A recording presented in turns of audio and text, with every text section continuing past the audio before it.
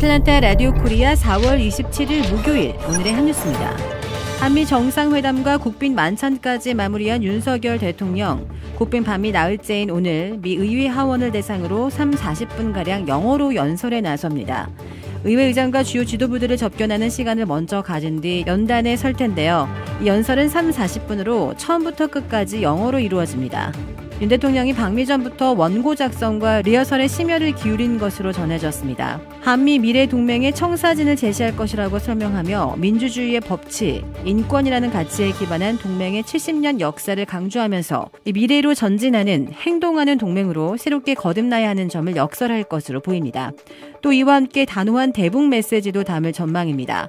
윤 대통령 취임 이후 북한의 도발이 잦아지고 거세졌는데요.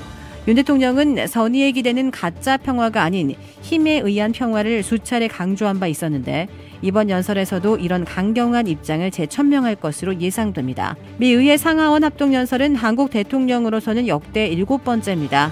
이승만, 노태우, 김영삼, 김대중, 이명박, 박근혜 전 대통령이 연설을 했고 영어로 연설하는 건 5번째입니다. 미국을 국빈 방문 중인 윤석열 대통령과 조 바이든 대통령은 어제 백악관 한미 정상회담을 통해 워싱턴 선언을 채택 발표하고 북한의 핵 공격 시 미국의 핵무기를 포함한 동맹의 모든 전력으로 즉각 대응할 것이라고 천명했습니다. 백악관에서 80분 동안 소인수 정상회담과 확대 정상의 순으로 어제 한미 정상회담이 진행되었습니다. 한미 정상회담을 마치고 두 정상은 백악관 로즈가든으로 나와 공동 기자회견을 갖고 정상회담 결과를 공개했습니다.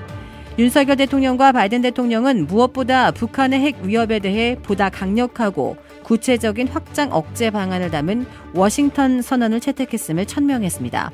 윤 대통령은 북한의 핵 공격 시 한미 양국은 즉각적인 정상 간의 협의를 갖고 미국의 핵무기를 포함해 동맹의 모든 전력을 사용해 신속한 대응을 취하기로 합의했다고 강조했습니다.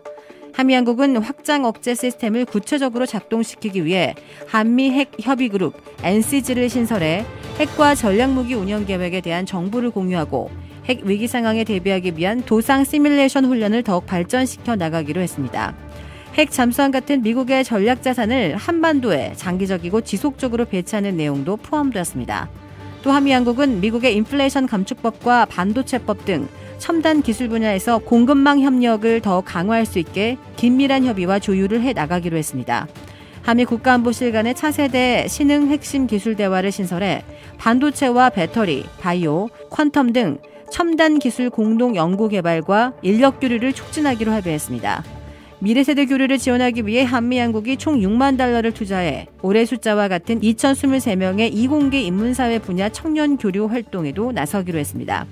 질의응답에서 미국이 한국 기업의 반도체 중국 수출을 제한하려는 것이 아니냐는 질문에 바이든 대통령은 미국의 반도체법은 중국을 겨냥한 게 아니라 미국 내 생산을 독려해 외국의 의존도를 줄이려는 것이며 더욱이 미국은 한국의 성장을 결코 둔화시키려 하지 않을 것이라고 답변했습니다. 미국의 한국 도청 의혹에 대해 질문을 받은 윤석열 대통령은 미국에서 조사 중에 있고 시간이 더 필요한 것으로 보인다면서 미국의 조사 결과가 나오면 논의하겠다고 밝혔습니다. 한편 윤석열 대통령과 조 바이든 대통령의 한미 정상회담 성과를 놓고 한국의 여야는 엇갈린 평가를 내놨습니다. 국민의힘은 한반도와 동아시아 안정을 위한 강력한 힘이 될 것이라고 평가했지만 더불어민주당은 얻은 것 없이 초라하게 그지없다며 요란한 빈수레라고 깎아내렸습니다. 이 한국 대통령으로서는 12년 만에 미국을 국빈 방문한 윤석열 대통령을 환영하는 국빈 만찬이 방미 4일째인 어제 오후 백악관에서 열렸습니다. 한미 정상부부는 3시간 30분간의 만찬에서 200여 명의 참석자들과 함께 한미 동맹 70주년을 축하하며 굳건한 우위를 다졌습니다. 윤석열 대통령이 백악관 국빈 만찬에서 애창곡 아메리칸 파이를 직접 불러 기립박수를 받기도 했습니다. 윤 대통령은 백악관 이스트룸에서 열린 막찬 막바지에 초청 가수들이 앙코르곡으로 준비한 돈 맥클린의 아메리칸 파이에 대해 학창시절 애창곡 중에 하나라고 설명했고 조 바이든 대통령 등의 요청에 시작 부분 몇 소절을 불렀습니다. 이 노래가 윤 대통령이 가장 좋아하는 노래라는 초청 가수들을 소개해 윤 대통령이 박수를 보내자 질 바이든 여사가 윤 대통령을 무대 위로 밀었다고 백악관 풀 기자단은 전했습니다. 200여 명의 내비는 환호하며 호응했고 윤 대통령이 공연을 마치자 기립박수를 보냈습니다. 바이든 대통령은 자신도 부를 것이라고 기대하지 말라고 농담을 했고 돈 맥클린이 보내왔다며 맥클린의 친필 사인이 담긴 기타를 윤 대통령에게 선물했습니다. 미국에서 상업용 부동산이 크게 악화되고 있어 중소규모 은행들의 금융위기로 비화되고 미국 경제 불경기를 심화시키는 악순환 위험이 있는 것으로 우려되고 있습니다. 이 상업용 부동산의 공실률이 올 1분기 최고치를 기록했고 건물의 가치는 1년 만에 25%나 급락한 데다 이 상업용 모기지의 38%나 제공하고 있는 중간규모의 은행들의 부실로 이어질 수 있어 가장 위험한 요소로 꼽히고 있다고 월스트리트 저널이 오늘 보도했습니다. 컨설팅 회사인 헤도 앤 컴퍼니가 집계한 데이터에 따르면 애틀랜타의 미드타운에서 아파트 개발이 여전히 호황을 누리고 있다는 분석입니다.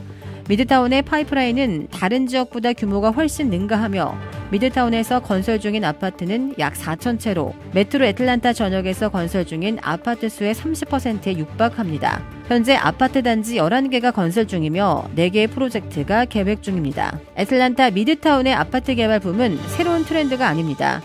지난 몇 년 동안 주요 기업들인 마이크로소프트, 인텔, 구글 등의 수십 개의 빅테크 기업이 팬데믹 시작 후 미드타운 확장을 발표하면서 애틀랜타뿐만 아니라 미국 전역의 아파트 건설 붐이 일어나고 있습니다. 주택 구매뿐만 아니라 커머셜, 웨어하우스, 비즈니스 건물까지 부동산계의 큰손 이주환 부동산. 크레딧 카드 빚 최대 80%까지 탕감. 크레딧은 지켜드리고 빚은 줄여드리는 O3 컨설팅이 오늘의 한 뉴스를 후원합니다. 이상 애틀랜타 라디오 코리아 4월 27일 목요일 오늘의 한 뉴스의 고지선이었습니다.